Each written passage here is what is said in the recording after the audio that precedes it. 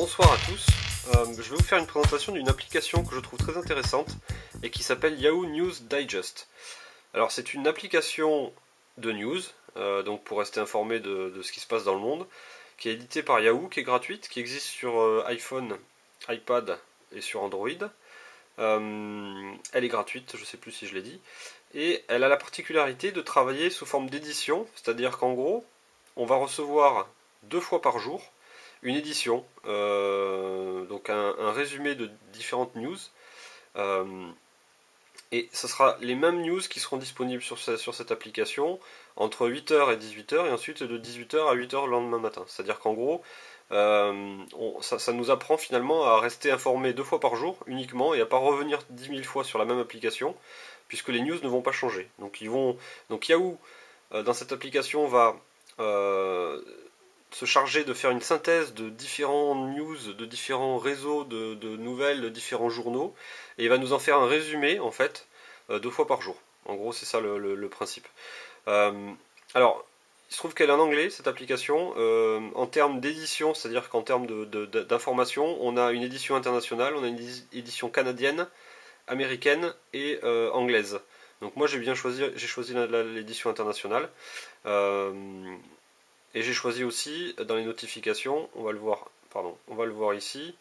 Dans les notifications, j'ai choisi d'activer ces notifications, c'est-à-dire qu'à 8h et à 18h, je vais recevoir une notification comme quoi mon édition de news est disponible et que je peux venir la consulter. Donc ensuite, l'application, ce qui est vraiment intéressant avec cette application, c'est qu'elle est vraiment belle en termes d'esthétique. Donc le design, mais aussi les transitions qui sont faites, je la trouve vraiment très intéressante. Donc ça se présente de cette façon, c'est-à-dire que là j'ai la première news qui s'affiche lorsque je rentre, c'est souvent la plus importante. Je clique dessus, hop, j'ai une animation qui m'affiche le premier article et que je vais dérouler en fait de haut en bas. On a donc des codes de couleurs qui sont vraiment très intéressants, qui donnent en fait, on va dire, les points clés de l'article, les différentes hiérarchisations d'informations, donc les citations. On peut voir aussi des chiffres particuliers. Il y a des extraits aussi de personnalités Twitter, etc. qui apparaissent, que je peux aller consulter.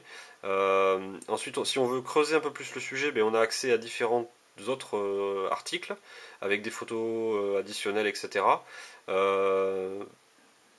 Des choses qui donnent en fait plus d'informations sur le contexte. On peut aussi avoir accès à une carte qui indique justement où se situent les éléments cités dans l'article. Et ensuite, à la fin, on a accès à des références d'articles, c'est-à-dire différents articles, différents liens qui vont ouvrir des articles de Sky News, d'autres éléments de presse, vraiment si on veut rentrer un peu plus encore dans le détail de cette nouvelle. Voilà, donc un article se déroule de cette façon. On a le bouton partager qui permet de partager l'article sur différents moyens sous Android. Je ne sais pas comment ça se comporte exactement sur iOS. Et puis ensuite on passe au deuxième article. Donc le deuxième article, on va y avoir en faisant des swipes de la gauche vers la droite. Donc on a le deuxième article, troisième article. Et globalement, ce qu'on a par jour, donc là il y a un petit temps de chargement qui est pas normal. Normalement ça marche plutôt bien. En moyenne, par jour, on a une dizaine d'articles. Non, pas par jour, mais par édition, on a à peu près une dizaine d'articles. S'il y a beaucoup d'informations, on peut avoir plus de 10 articles. S'il y a moins d'informations, des fois ça descend à 8 ou 9 articles. Donc là, on a le 5e, 6e article.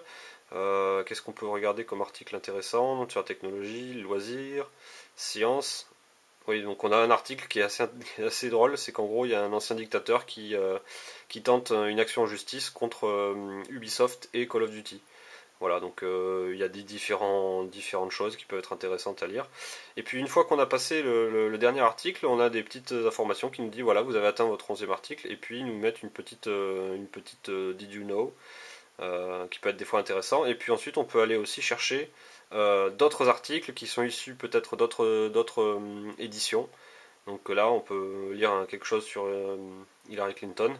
Donc c'est là, si on a vraiment beaucoup de temps pour consulter les nouvelles, on va aller chercher un peu plus de choses, des anciens articles, etc. Donc là, il y a des éléments sur, par exemple, ce qui s'est passé dans le métro de Moscou hier. On a accès à différentes vidéos directement en cliquant. On peut avoir accès aussi à différentes photos avec des, avec des légendes dessous qui indiquent qu'est-ce que l'on peut voir sur ces photos. Donc c'est vraiment une application qui est super bien faite. D'un point de vue design, mais aussi je trouve d'un point de vue contenu, c'est-à-dire qu'on a vraiment une synthèse de l'actualité internationale. Alors c'est vu forcément par Yahoo, donc c'est les Américains. On peut espérer peut-être d'ici quelques temps avoir une édition propre à la France, puisqu'on voit qu'il y a différents pays déjà qui commencent à avoir des éditions, donc peut-être qu'un jour on aura notre édition française justement avec avec une sélection des news qui peuvent concerner les Français. Voilà, donc c'est une application qui est vachement bien sur tablette. Si on y jette un petit coup d'œil sur smartphone, je vais essayer de lancer l'application hop, sur ce téléphone-là. Donc News Digest. On peut voir elle se comporte exactement de la même façon. C'est-à-dire qu'en gros, la mise en page est strictement identique, avec des transitions qui sont toujours aussi belles. Donc on a vraiment un truc qui est vraiment pas mal, je trouve, et qui permet soit de passer beaucoup de temps justement à regarder les news, ou au contraire d'être informé des news internationales de façon très rapide.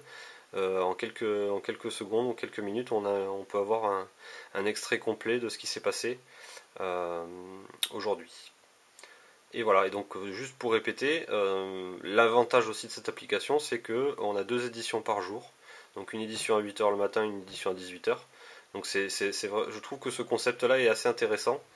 Du coup, il nous laisse libre dans la journée de faire ce qu'on veut. On sait très bien qu'on aura une mise à jour de toutes les news le soir à 18h en rentrant à la maison. Je trouve ça franchement intéressant. Voilà, donc c'était l'application Yahoo News Digest sur Android, mais qui existe aussi gratuitement sur iOS, donc iPad et iPhone. Voilà.